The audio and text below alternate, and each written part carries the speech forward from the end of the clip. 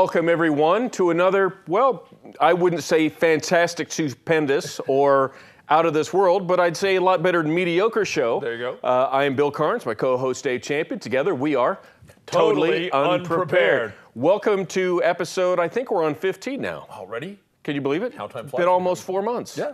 Yeah, how about that? And we have a very interesting topic we're going to get to, where we're going to start the show off with. Now, keep with us. Stick with the entire topic. Stick with the entire segment so you can see where we're going. You might be shocked when I turn it over to Dave in just a minute here, but stick with the entire thing. It's part of the discussion as a whole. So, Dave, what's up, my nigga? No, it's great. All right, which brings us to the topic. Yes, it does. Terrence Howard. Terrence Howard. Fox Network has a very successful show now called Empire. It's the #1 rated dramatic series on television right now. And one of the main stars is Terrence Howard.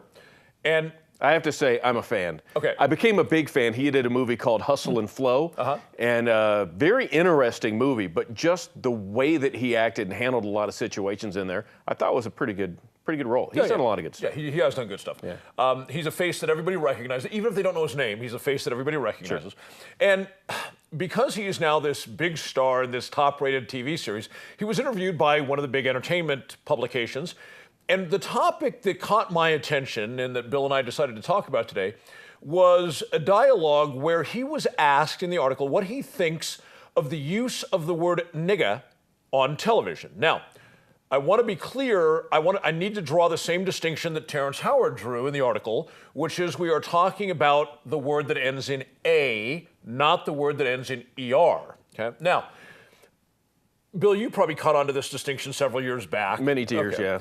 And at the time I thought, well, that's sort of a cheesy distinction, right? As did I. But it seems to make all the difference, okay? Now, I can say that I have the actual word nigger with an R on the end. I couldn't tell you the last time other than doing a show, I cannot tell you the last time I used that word. However, living in America in the new millennium, I mean, we hear the word nigga all the time. Regularly, especially if you listen to music. There you go. And there's a lot of expressions you use to introduce this topic. You know, what's up, my nigga? There's an expression like when you think somebody's like, full of it, nigga please, and it's always N-I-G-G-A. Now, Terrence Howard made the statement that he believes that word, it's the one thing that happens a lot in society that never gets portrayed on television. And he said he thinks that's wrong. He thinks that if it's used in real life, it should be used on television. One of his co-workers, one of his acting peers on the show, said she completely disagrees and she thinks the word should be just gone. Okay?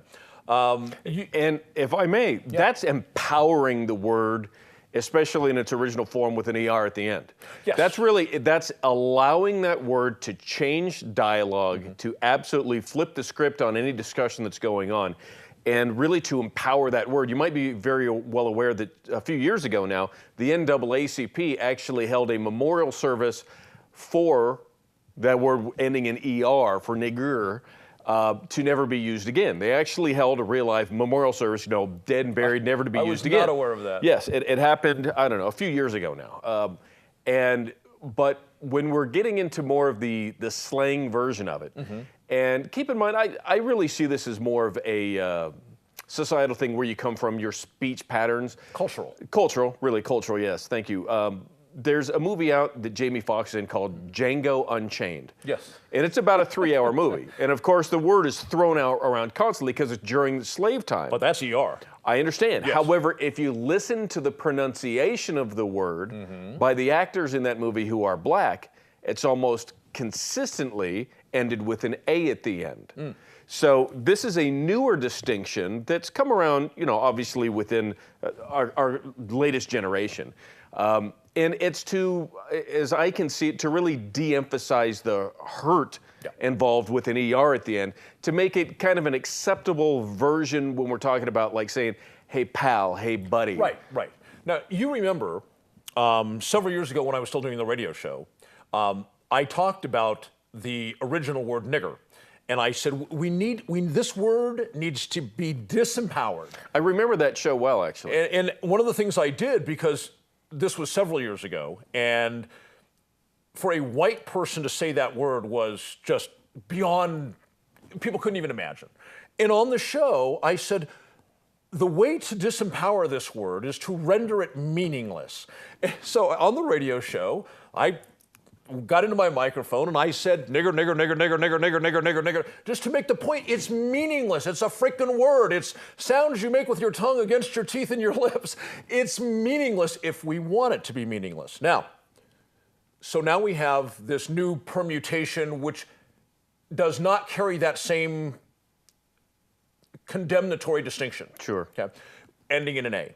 So where do you come down on Terrence Howard's position? It should or should not be brought into the mainstream via television? It's not a simple answer for me. Really, I think that the original form of the word, the one that caused so much hate and discontent going on, the founding of the word back during the slave trade, which actually was generally blacks who were kidnapping and selling other blacks to white settlers in the new America, in the new world, slave traders, right. That were using that as their description, and it carried on through. And that's really the harm behind the word. So therefore, the idea behind what the NAACP did with ending in basically having a burial service for the word. Can I interrupt you for one quick second? Just to make a point, we'll get right back to that. Americans tend to see slavery as an American issue. Yeah, and it's not. It's a world issue. Worldwide issue. Okay, carry on. As a matter of fact, it ended here some time ago, and we have 13th, 14th, 15th Amendments to prove it. But it still goes on in many areas around the world. As a matter of fact, a guy that I know was in Iraq back in the late 60s, working for the U.S. government.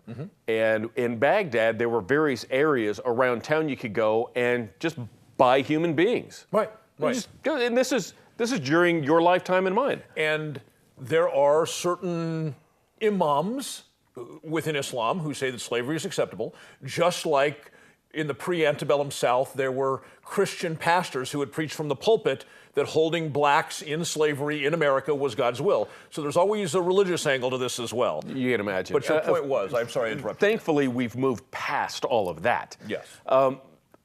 My thought on the whole use of the word is we probably should have not be using it anywhere in society. However, I understand from Terrence Howard's point of view, if it's used so commonly, let's actually disempower it and let's allow it to be common.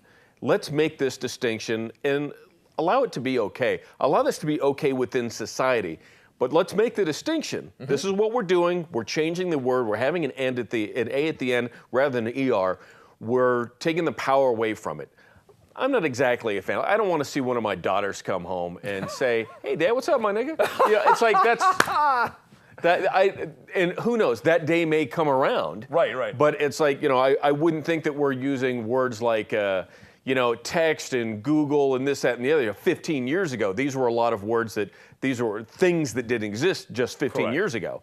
And now we can have a whole discussion on things that 15 years ago would have made nothing. And tell her to call you and say that. There you go. But on the other side of the coin, oftentimes when you pick up the phone and it's me, I'll speak in another language or something. Sure. It probably wouldn't even faze you if you saw my name on your cell phone. You said, "Yo, what's up, Dave?" And I said, "What's up, my nigga?" You probably would be like, "Hey, Dave." Right. It'd be meaningless to you. Right. Okay. Other than just a fun greeting. And Terrence Howard said in the article that he uses it with his white friends every day. He says he calls them up on the phone and they answer the phone and he says, "What's up, my nigga?" And that was his point, that it is that commonplace for certain people. And I agree with you in that. I think what's driving it is what happened when we outlawed alcohol. Oh, yeah. Okay. The crime soared and alcohol poisoning and people getting drunk just went off the friggin' chart. Is it possible that within a certain cultural view, using it is considered kind of edgy because it's not generally socially acceptable? I would, because I tell you this, Terrence Howard could call a white friend and use that. Yeah. But if a white friend called him, He says they do, and he's cool. however, Okay. I'm saying if he had not opened the gate to that, Okay. and just it wasn't used between he and some white friends, Yeah. and a white friend just called up one day and called him up and say, "What's up, my nigga?" He'd probably set him back a little bit. So it's one of these things that's it's very delicate, and I really understand why, especially in the black community. I really get this, why this. It's like you hear that it's acceptable in the black community, but it's not acceptable in the white community for whites to ever use it. I think Terrence Howard is trying to bridge that gap by saying, look, you're saying that it's okay here, but it's not okay there. Let's just disempower the word. Yes. But I still don't see it as incredibly acceptable. Here's what I then think. again, it's in its infancy when it comes to this discussion. Here's what I think is going to happen. You're old enough to remember when every conversation with another guy started with the word dude. Okay, it was very trendy at a particular time. Yes. And then one that I found particularly obnoxious was bro. There was a phase where everybody was bro. I'm not your effing bro. Exactly. Okay, every young guy. I mean, young guys that I'd never seen in my life would walk up to me, like in a restaurant. We'd be trying to get, oh, hey man, sorry about that, bro. Oh, what? And that's gone now. Okay, so Thank God. Yeah, no lie. I got over it. I realized it was no different than dude or anything else. But at first, You and I both. Yeah, at first it was a little. I bristled a bit.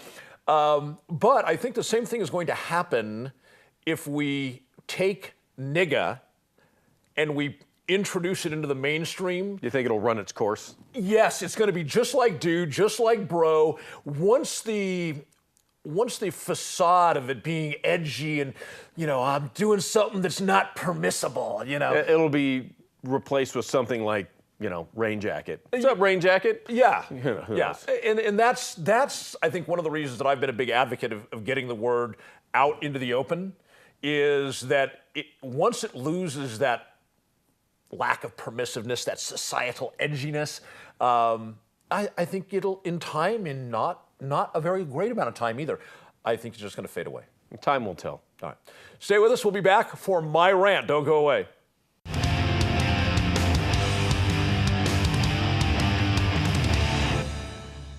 And we are back.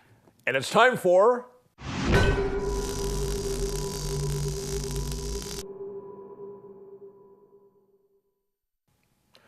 What is up with people being concerned, so terribly concerned about the shifting demographics in America?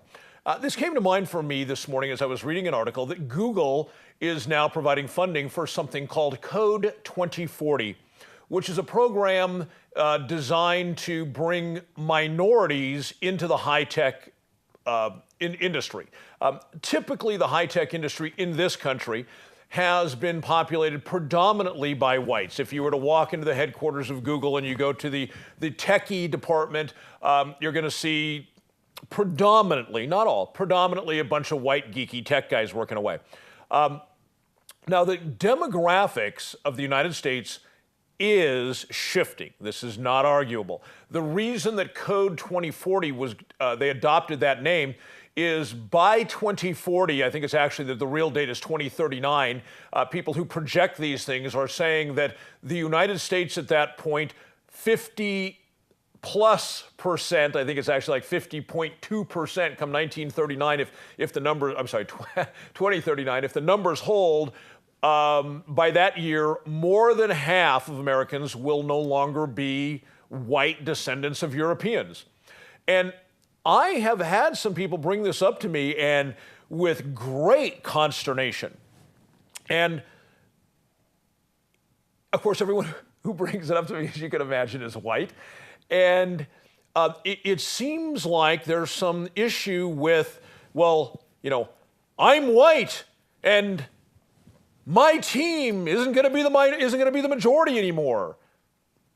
And I'm a little bit baffled, but then I do admit I tend to look at things from the broader perspective of history.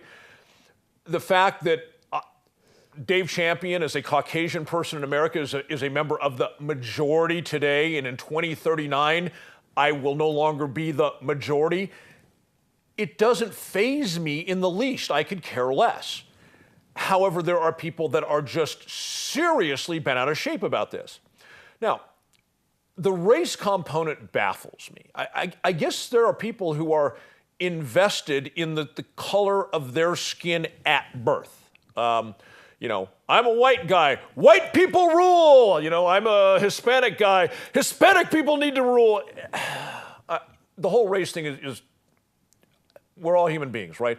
And I know that sounds trite. It almost sounds like, you know, like a Walt Disney theme. You know, well, we're all human beings. But I don't see another way to actually function in the world. To get all bent out of shape over skin color, whether I'm bent out of shape with favoritism and, you know, waving the pom-poms for white people or disliking somebody of another race, what I'm significantly more, well, I'd have to be more concerned because I'm not concerned with skin color in the least.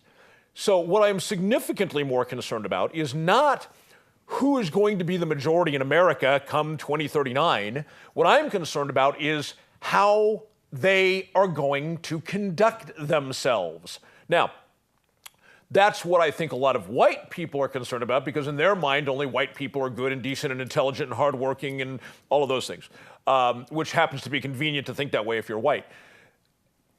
I believe that anybody can be anything they want to be if they choose to be. Now, it's funny because people grow up and, you know, sometimes they're wild teenagers and, you know, they sort of thumb their nose at the system and, you know, some of them say, I'm never going to get locked down into that whole, you know, marriage and kids and, you know, I'm going to travel and be free and this and that. They say this when they're like 17, right?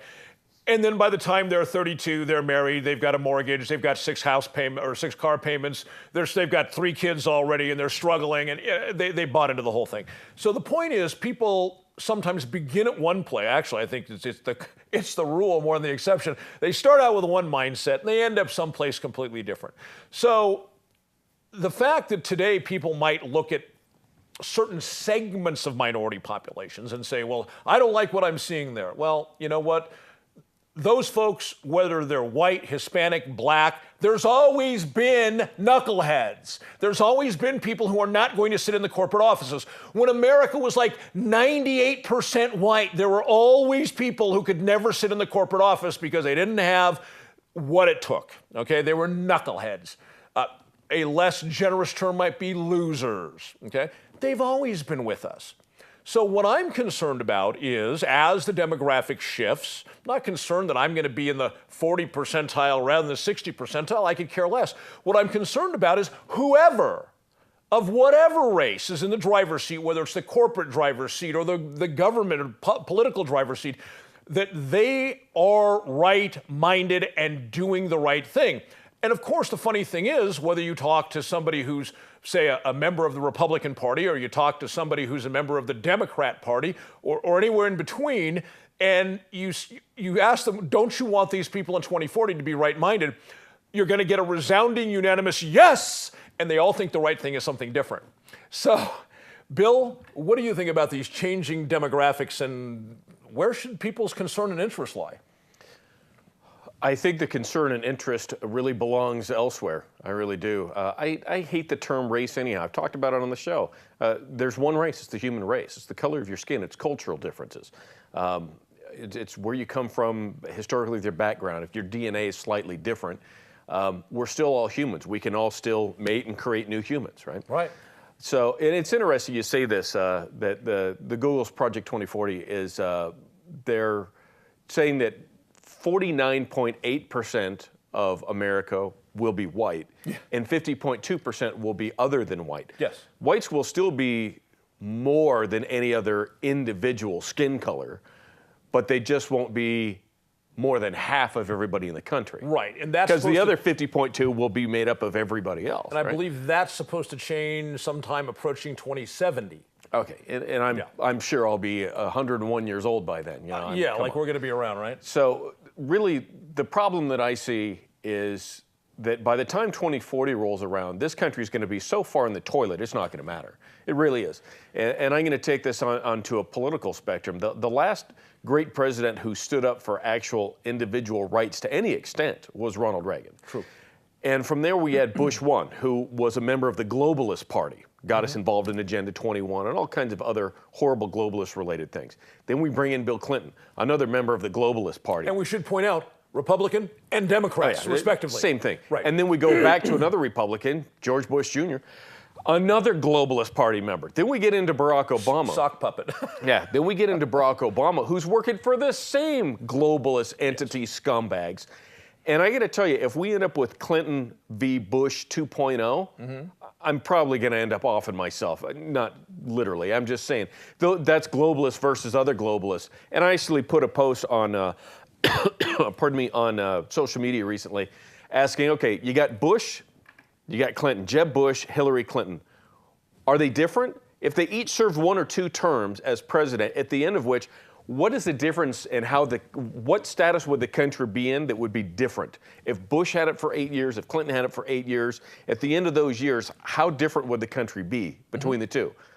And the answer is it wouldn't. Right, absolutely. Okay, so we've got all these globalist minds that are out there that are really running this country into the commode. And unfortunately, we have a lot of stupid people following along. Probably the same stupid people that are concerned about who the majority is going to be in 2040. By the way. It's ridiculous. I saw recently somebody who's doing like an interview on the streets thing, but they're at the beach. It was, I think, a spring break thing down in Florida. And this guy's asking questions like, who bombed Pearl Harbor in World War II? Mark Dice, I believe, yeah. And they didn't know. He does great work. Just all this various basic information. When was the Vietnam War? What era was it? And things like that most people should ought to know, but they didn't. And these are supposed to be people being educated. He asked them to sign on another occasion to sign a petition to do away with the Bill of Rights. Yes. And people were signing. Oh yeah. They did ridiculous things. Anyhow, my point is when you have people that are really that big of dolts that are out there that are concerned about, percentages based on skin color here and there, quite honestly, I'd be happy if they didn't even publish those things. I think that when the government goes in and they ask you, this is what I've been doing for years now. It says race, and they've got all these different boxes, and white is in one of 2 places. It's either first or it's dead last. It's nowhere's mixed up. It's bookended one end or the other. Then it says other, and it's got a line. Every single time, and I challenge everybody out there to do this, and I challenge you to challenge everyone you know to do this. Click other and write human. There you go. There's one race. And for people to be, and when the government starts collecting all this information, my response is to, look, we're all supposed to live by the same set of rules. All men are created equal. We've now set the laws to do that. We've amended the Constitution to do that. Let's live that way. Yeah. Years ago when I lived in California, I dated a gal who was mulatto, and her dad was a trip. And so she was Mulattonese? Yeah, no, half black, half white, Bill. And so her dad, which was the black half, he was a trip. And he used to tell me, he said, when she was young and I used to take her to sign her up at school, she'd go from nursery school to elementary school to junior high, and he'd go to sign her up at school, they would always want to know the race. And he said, I don't know. Right, he's her father. He'd say, I don't know, you pick one. And that was his way of doing exactly what you're talking about, fighting back. He's like, it's rare. It's such a rare occasion to find somebody of any race that just eschews the whole race issue. Oh, yeah. And he was very cool in that regard. He wanted nothing to do with it. He's like, my skin's black, your skin's white, we all bleed the same red. And he refused to give any government official his race or his daughter's race. He said, you choose. I thought that was great. There was an interview that Oprah Winfrey did somewhat recently with a young black woman, and I forget what show she used to be on years ago. Very pretty young lady. Very pretty young. And they were having this discussion, and in the discussion she said, look, I don't identify myself as an African American. I identify myself as an American. Rare. I believe that all of these discussions based on skin color are ridiculous, and I refuse to identify myself as African American. And Oprah's response was leaning back and said, oh, girl, you're going to catch flack for that. And she says, but why should I? Why should I catch flack for that? I'm an American. I haven't traced my ancestry back. As a matter of fact, my girlfriend recently did one of those DNA tests, And my mother did one as well. And your girlfriend visually is like the ultimate white girl. Oh, yeah. But she came back, actually, between French and Indonesian were the two big ones. Imagine that. And my mother did one, so I know that side. And it comes back with what percentages you are from regions around the world. Very interesting stuff. You know, this makes me, that you mentioned the DNA test, it makes me want to do that. I'd be because my heritage is supposed to be primarily French and English. It'd be interesting. You remember the Ku Klux Klan guy that had his done and he was 14% Nigerian or something like that? Good for him. Yeah, really good. All right, so stay with us. When we get back, it's going to be time for Bill and his rant. You know that'll be good. We'll be back right after these words.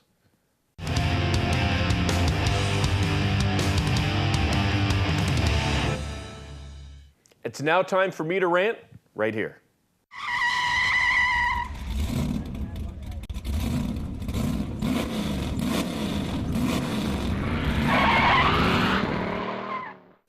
You know what really grinds my gears? Telephone etiquette, or lack thereof. I actually have to call out, my father on this one.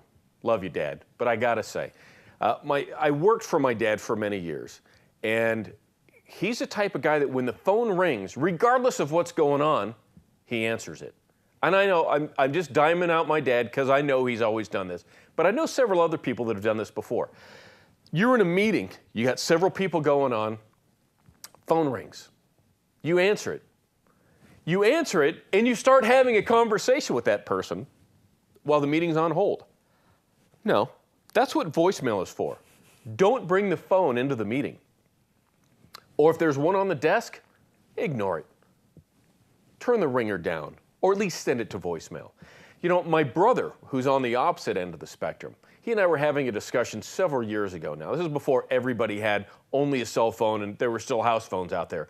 There might be 7 or 8 of those still left in America today. I'm not sure. But I was trying to call him repeatedly, and I kept getting a busy signal. When I finally got through, I asked him if he was on a 3-way call. He said, no, he didn't have call waiting.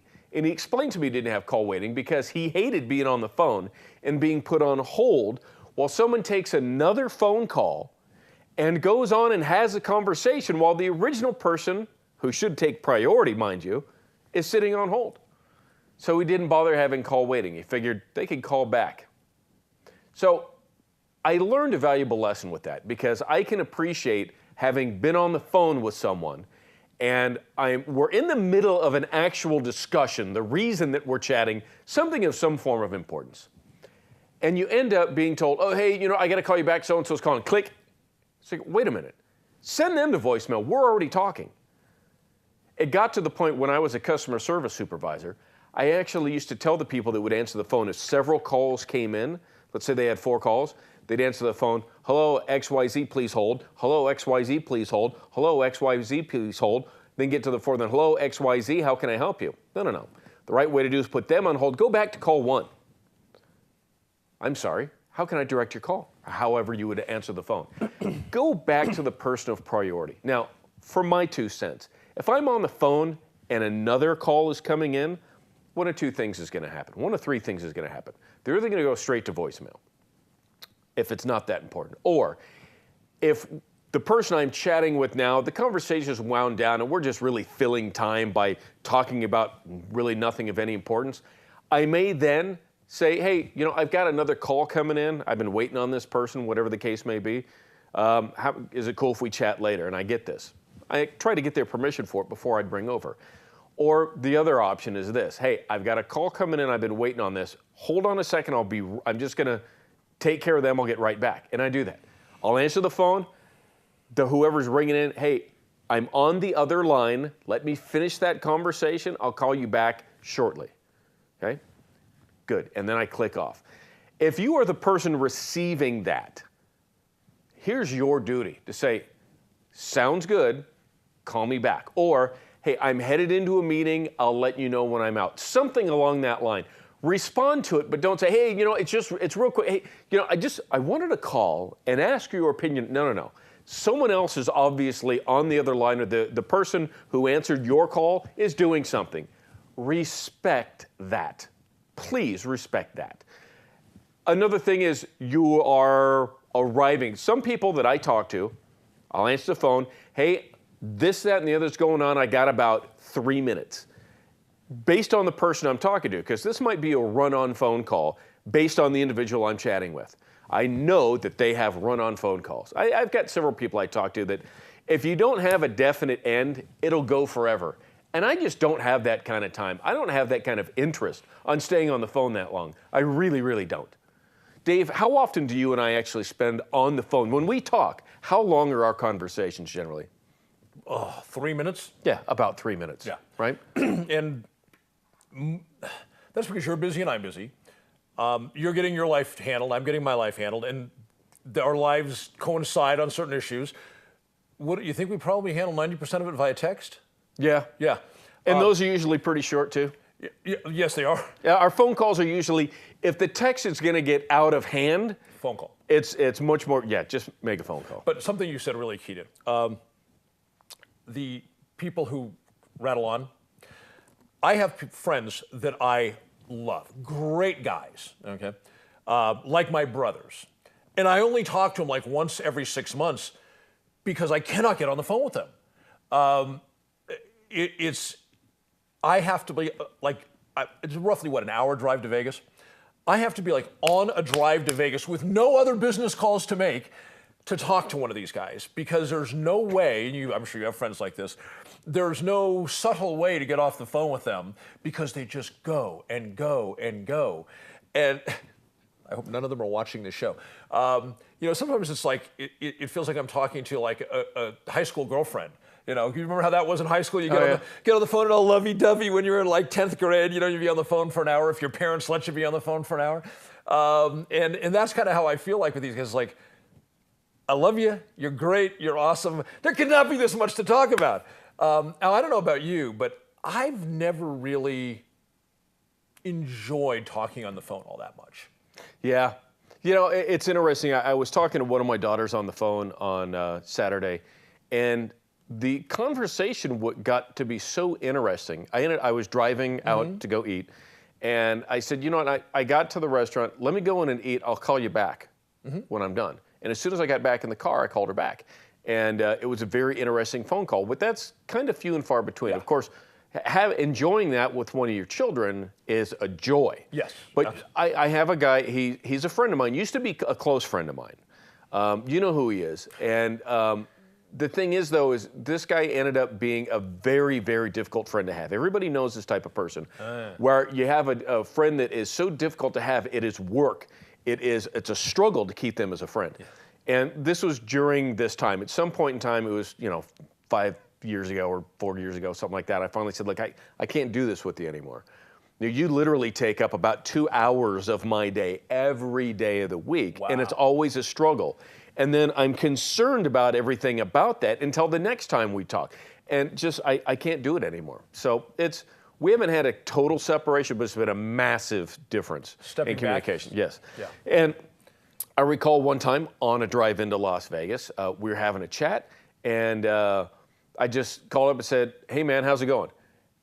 And because he had sent me a text, I called when I was able to get signal, because there's a couple of dead spots.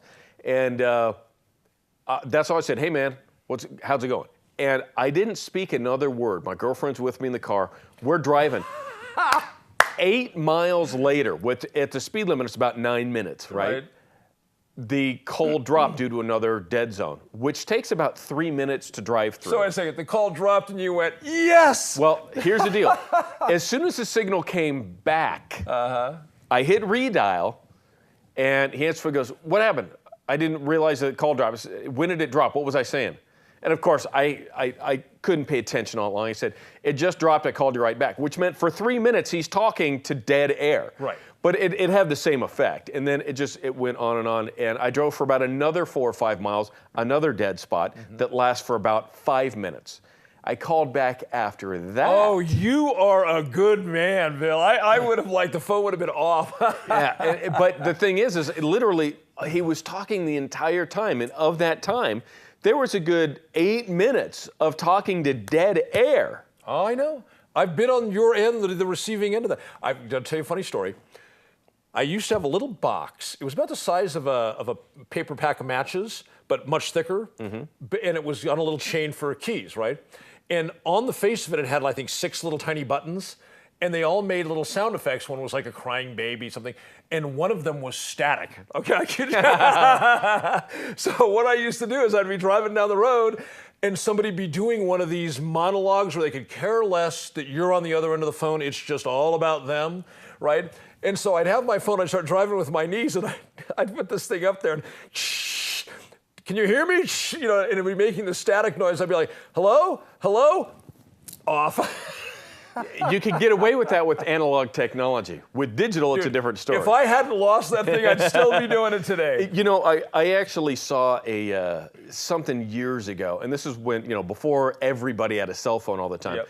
But it was just crinkling up a sheet of paper near your home phone, and it sounded like static. And I kept a stack of paper near my phone regularly, and there's always a ball of it there.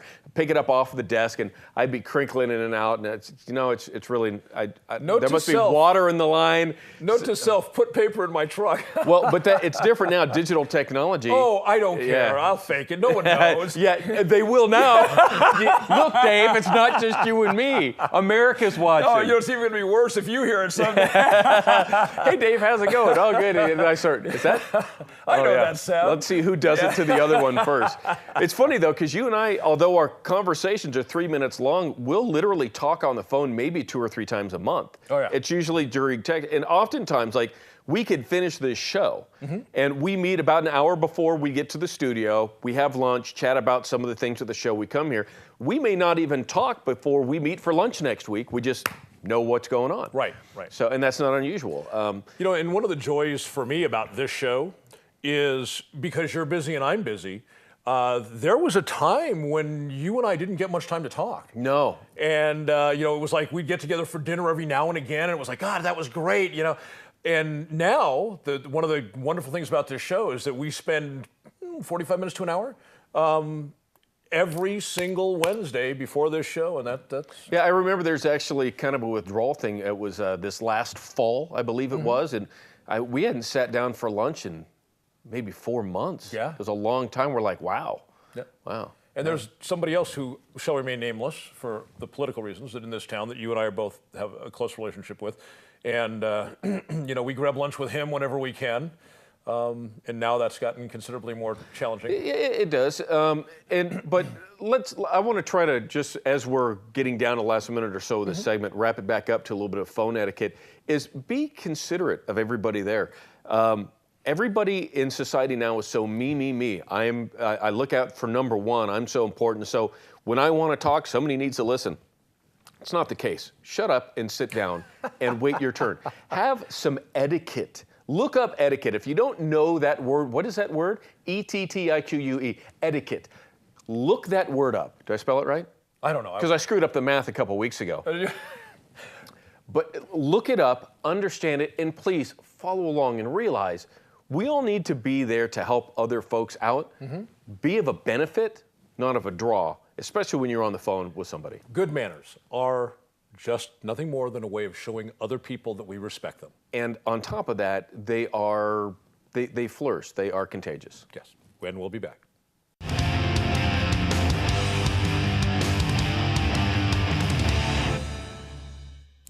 Welcome back from the break. It is now time for us to go into our viewer email. And here's the email address for you to send your emails to the daveandbillshow@gmail.com. You can also go online and, send this out, tweet it, spincast it, whatever the hell these things are in social media. Spincast, I had to reserve that URL. You should start a service. Spincast, whatever it is. Go out there and put it out there. Our email, or our web address, our URL is totallyunprepared.info. And you can go there, you can view our shows, you can listen to the audio of it, you can download the audio if you like. go on to totallyunprepared.info right here at the bottom of the screen. We also do have a Facebook page, so if you're a big Facebook user, you can simply just search for Totally Unprepared and like our page. Every week, we post the show that's just been completed. It takes us about 48 hours to get it ready, and then we post it to the Facebook page as well. We do. It's on there. You'll find it on my page, Dave's page. We have a YouTube channel. It's there, all that good stuff. We're making it as easy as possible to consume this content.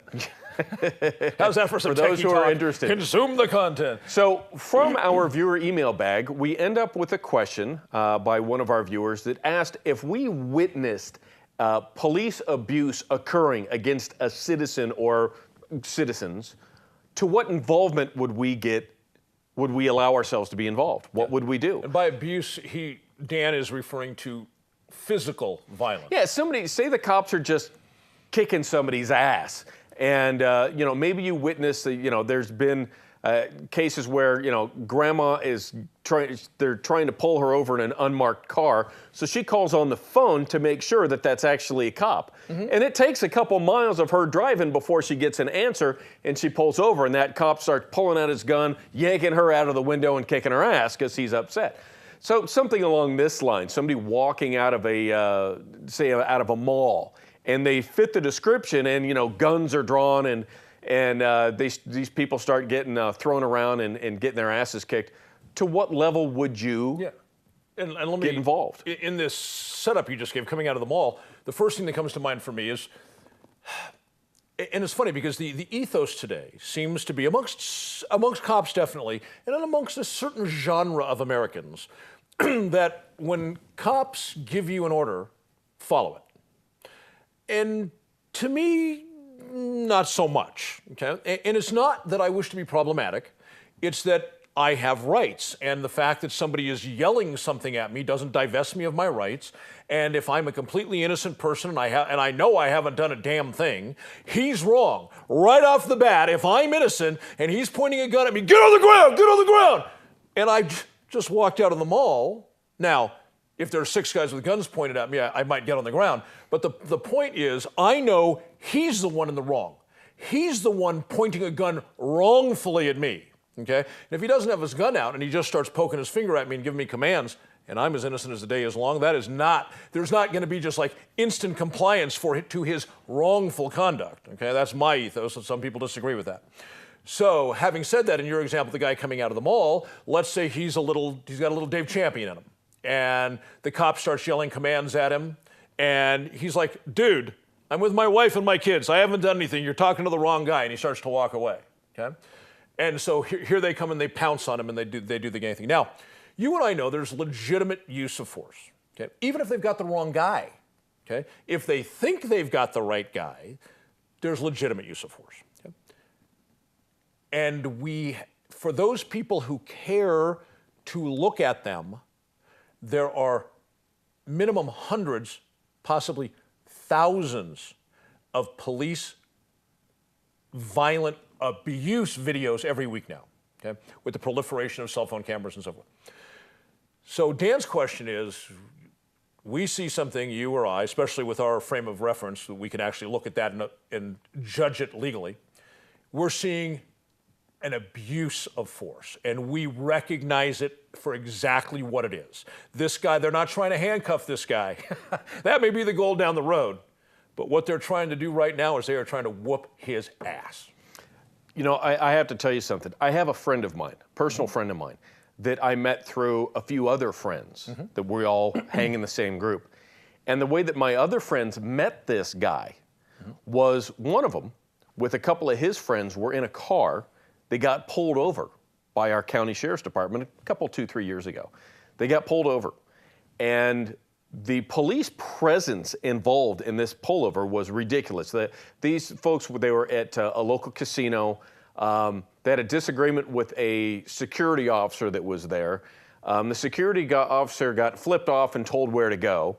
And then they decided, you know what, and the security officer said, well, I'm calling county sheriffs. Okay, fine. So they got up, they got in their car, and they left, okay? So it was a trespass issue at that point. No laws being broke, trespass issue. And they've left. And they've left. Issue over. Miles down the highway and on another road, they get caught up with by the county sheriffs, and now like 3 or 4 cars are all looking for this vehicle. Who knows what the casino security said. So they all pull him over. They're separating everybody in the car, and the deputies are being very aggressive. So this new friend, the way that we end up meeting him is he notices this. He's on his way home from his job. He works a late shift. And he stops, pulls over, gets out his video camera, and from a distance starts videotaping everything. Good for him. And as the cops are noticing that he's videotaping, he, casually starts moving it a little bit closer, trying to get cops' names and things off of their ID badges and such as that, and did the right thing. From there, after everything was cool, cops left, they started chatting. This guy is now a friend of the group. And this is how we ended up meeting. He didn't get involved, but this guy also carries a gun all the time. Good guy. Well, so to what level was he going to get involved? I think he did it the right way. He was a good witness. He talked with the people that were there. And if something came up later, he had video evidence. But there wasn't immediate ongoing violence. No. And that is where I worry about. And what I believe, for me, based on the information I have from my friends who were involved in this, had he not showed up with his video camera, the violence by way of the overbearing deputies would, in his opinion, was quite possibly imminent, the way things were going downhill. I've thought about this as video has allowed us to see so much illegal and needless police violence. Body cams. But yeah. I don't want to say worry about it. Let's say I ponder it, because I know me.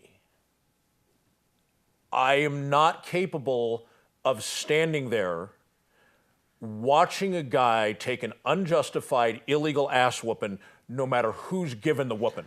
I'm with you. I'm a little concerned about that myself. Like, I could stand there filming this whole thing, but I couldn't. If it got out of control and the cop just really was wrong about this. Now, and keep in mind, generally, when a cop goes out of control with this sort of thing and induces that kind of violence, it's generally because he has plenty of backup to get away with it. Yeah. Because people like you and I are not going to get involved if it's just if it's him doing this violence and there's 7 other cops around, where we might, if there's him and maybe another cop. And I think it's one of these things where it's at safety in numbers. I'm going to get away with kicking this guy's ass. Part of my concern, leaving aside having 12 of them there, let's say it's just 2 cops and they're clearly just beating somebody. The attempt to take them into custody, to put handcuffs on them, clearly that is not the agenda. If they wanted to do that, they could have already done that, and I see that. They have another agenda. The problem is they're armed, and so am I. Right. Which means if I make an approach, it has to take into account that they may attempt deadly force against me. Which means my style of approach can't just be, hey man, get off of him, okay? Because police officers believe that if they can't take me, if that's a crime, if they want to call that a crime for trying to defend an innocent party, if they consider that a crime, they have a right to, as you well know, to elevate the use of force up to and including shoot me. They have the authority, me. not the right. They have the authority. Okay, the authority. Yeah. Well, they perceive it as a right. Okay. We'll talk about that on another segment. Right. They have the training that says they can escalate force up to and including killing me in order to take me into custody. Okay. So understanding when I lay hands on them that dynamic just went into effect, that they can now escalate, in their minds, they can escalate the force against me to any level they want, up to and including taking my life.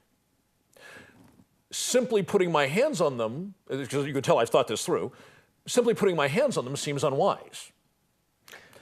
It almost seems like the approach has to be off of him now, on the ground, because that's the only way to protect me from being killed by them. And at that time, what would you need to do? You would need to also secure their handcuffs and put them in custody and tell them, you're under arrest. Right. And take their radio and call their supervisor. Yeah, and that turns into a big deal. Imagine if you physically took a cop at gunpoint into custody for a true law violation, but then who do you turn him over to? His same people. Right? Or you got to call and ask, say, if it was local city or county, you'd want to say, hey, I need the state police to my location immediately. Not local, not county. I need the state police. And advise your watch commander to come out as well. That's presuming they would be any better about it. Right. And so the brotherhood seems to span agencies. Yeah, and keep in mind the female Florida Highway Patrol deputy Highway Patrol trooper, I guess it would be, that pulled over a Miami-Dade off-duty cop who was in his uniform, in his marked car, driving 100 miles an hour north on the freeway, up Interstate 5. In heavy traffic. In heavy traffic, and pulled him over. He was late for his off-duty job. And she arrested him. And she got all kinds of hell from this, from cops all over the region, had to be transferred. Because they're, oh, you don't do that to another cop. I cry BS. That's why body cams are so important. And on top of that, I think we've talked about it on this show. I've mentioned before, the whole audacity of the industry of policing to be so heavy-handed would come to an immediate end if all cops stopped other cops at the time that they started to cross the line in any given situation. On my show, I covered Albuquerque PD. An officer there got won $1 million judgment against the department because other officers threatened his life because he testified against, not even within his own agency, the guy of an adjoining agency who had mistreated, remember Al Unser, the racer, who was in his 70s? Another officer from another department had physically abused Al Unser illegally. This officer testified against it, and his officers, some of the officers in his own department, threatened his life. And my response to this, without mincing any words, those cops that did the life-threatening, that believe in this whole secured brotherhood, you need to wash your mouth out with buckshot. There you go. You don't belong with the uniform, and your ass should be on the street as a bum. My 2 cents. Dave, good show. All right, brother. Folks, stick around. See We'll you next week. week. Bye-bye.